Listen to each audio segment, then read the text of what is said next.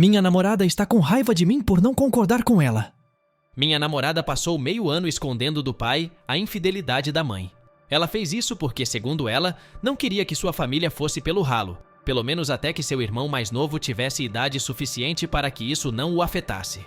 Eu disse a ela mais de uma vez que isso acabaria explodindo na cara dela, mas ela simplesmente me disse para não me envolver.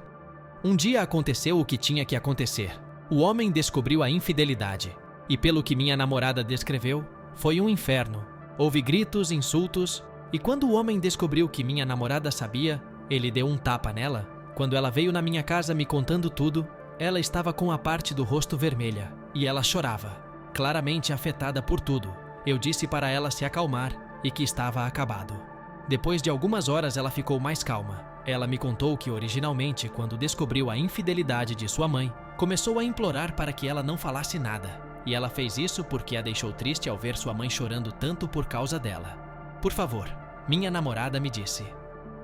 Ela disse que amava o pai e também a mãe, que não sabia que lado ficar. Então por isso preferiu não dizer nada. Eu não disse nada sobre o que ela disse originalmente. Foi porque de seu irmão, porque bem, ela provavelmente estava mudando de ideia. Mais tarde, quando ela me contou tudo, pediu minha opinião. Eu disse diretamente a ela que se a mãe dela não a forçou a fazer nada e não a ameaçou, então esconder a infidelidade é inteiramente culpa dela, e aquele tapa foi apenas uma consequência, o que ela não gostou. Ela começou a reclamar. Gritou comigo, chorou de novo, e ela acabou saindo da minha casa. A última coisa que sei é que ela voltou para a casa dela e está bem, mas ela realmente me disse que esperava que eu ficasse do lado dela, ou pelo menos não fosse rude com isso. Minha esposa gritou comigo para não comprar proteção auditiva para o meu trabalho, porque não era masculino o suficiente. Eu trabalho em uma fábrica de alimentos, e uma das coisas simples que eles não fornecem é EPI adequado, como protetores de ouvido, para evitar que seus tímpanos estourem. A maioria dos caras com quem trabalho tem entre 20 e 50 anos de idade, e quase todos falharam miseravelmente no teste auditivo anual por causa disso. Agora, minha esposa sempre foi bipolar. Teve problemas de atitude ou, na maioria dos casos, faltou bom senso ou compreensão. Hoje foi apenas a cereja do bolo. Eu precisava ir à loja hoje para comprar meu pacote de 100 protetores de ouvido, e minha esposa pediu para ir junto. Durante a viagem de carro, ela quis saber o que eu precisava ir até a loja, e quando eu contei, ela disse: Jesus, vocês são tão maricas, vocês homens não aguentam nada. Apenas lide com isso e seja um homem. Sim. Nenhuma perda auditiva permanente para o resto da minha vida parece bom, não é? Eu fiz xixi nas calças na frente da minha paixão. Isso foi quando eu estava no segundo ano do ensino médio, perto de 2012. Já fazia algum tempo que eu estava interessado nesse cara, Greg. Ele era uma das pessoas mais engraçadas que já conheci na época, e foi ótimo estar perto dele num momento em que eu estava profundamente deprimido. Um dia, eu deveria voltar para a escola para o ensaio da banda, algumas horas depois do término das aulas. Originalmente, eu ia apenas passear na biblioteca até precisar começar a praticar, mas Greg morava perto. Então ele me convidou para dar uma volta e me acompanhar de volta mais tarde. Eu concordei alegremente. Nós nos divertimos muito jogando videogame, rindo muito e bebendo refrigerante. Algumas vezes ele me fez rir tanto que o refrigerante quase saiu do meu nariz, mas consegui mantê-lo dentro. Chegou a hora de voltarmos para a escola e percebemos que estava chovendo. Insisti que ele não precisava caminhar comigo na chuva, mas ele queria ter certeza de que eu chegaria em segurança e que estávamos de bom humor, então ele veio mesmo assim. Ele estava continuamente me fazendo rir e eu estava começando a sentir que tinha bebido muito refrigerante e deveria ter ido ao banheiro antes de sairmos. Mas já era tarde demais. Eu nem me lembro do que ele disse, mas algo me irritou e eu ri tanto que fiz xixi nas calças. Fiquei mortificado, para dizer o mínimo. Foi aqui que foi uma bênção estarmos andando na chuva, porque minhas calças já estavam molhadas e acho que ele não percebeu. Se pudesse, ele nunca disse nada sobre isso. Parei de falar muito com ele depois disso, porque era jovem, burro e envergonhado. Mas ainda é uma boa lembrança sempre que me lembro dele. Recentemente, lembrei-me dessa história, quando outro amigo com quem estudamos encontrou Greg em algum lugar e me disse que eu havia surgido durante uma conversa. E Greg se referiu a mim como aquele que escapou.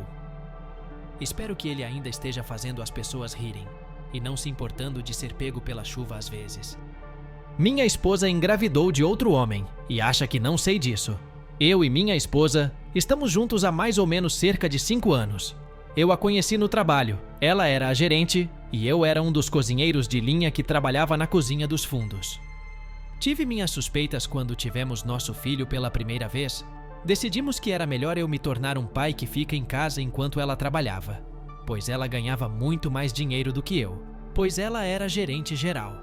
Primeiro ela começou a dizer coisas como ela tinha que ir a festas de trabalho, porque era obrigatório, ou ela seria demitida, ou ela ficaria até tarde no trabalho porque as pessoas tinham telefonado e estava ocupado. Um dia ela veio até mim sendo muito sedutora e me convencendo a fazer sexo com ela. Agora que olho para trás, acho que ela já estava grávida e queria que parecesse que eu a engravidei. É claro que, como qualquer homem faria, eu comi ela e entrei. Cerca de um mês depois ela estava me dizendo que estava grávida. Eu estava bem com isso, por que não?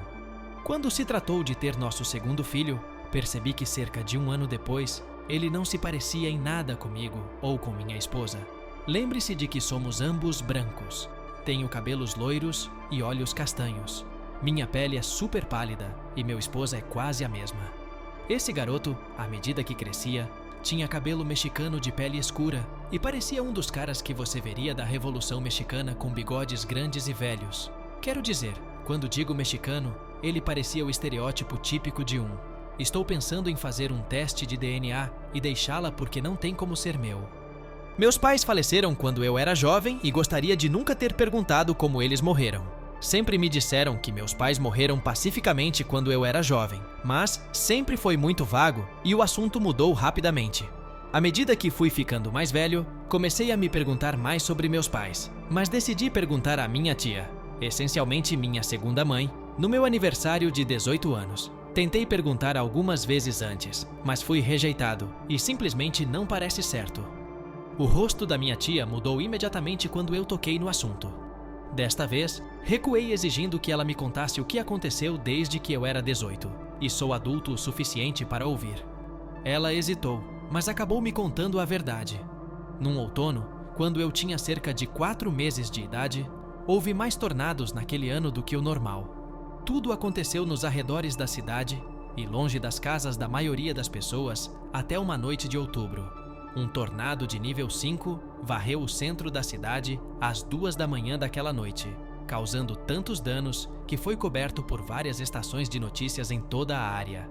Minha tia explicou como ela tentou ao máximo me impedir de saber sobre a tempestade, porque meus pais e eu éramos a história principal. Quando o tornado pousou, acabou soprando pela nossa casa. Meu pai foi encontrado em uma árvore na manhã seguinte, com vários galhos perfurando seu corpo. Foi uma visão horrível porque ele ficou pendurado no alto da árvore, sem ter como cobri-lo até horas depois, quando o corpo de bombeiros conseguiu ajudar a descê-lo. Minha mãe e eu estávamos desaparecidos há 2 dias antes que a polícia dissesse à minha família que eles achavam que deveriam parar de procurar porque provavelmente estávamos mortos, devido à extensão dos danos causados à nossa casa e ao estado do meu pai. Minha tia não ficou feliz com a resposta, e ela e o resto da família continuaram tentando vasculhar os destroços em busca de nós. Só quase 2 dias depois, meu tio descobriu algo. Meu tio estava vasculhando a parte mais profunda dos destroços de nossa casa e jurou ter ouvido gritos de socorro. Depois de obter ajuda de outras pessoas da minha família, eles conseguiram mover uma grande parte de uma parede e descobriram o corpo sem vida da minha mãe. Seus ouvidos afundaram até ouvirem meu grito de socorro. Eles afastaram mais destroços até me encontrarem, amamentando o corpo sem vida da minha mãe.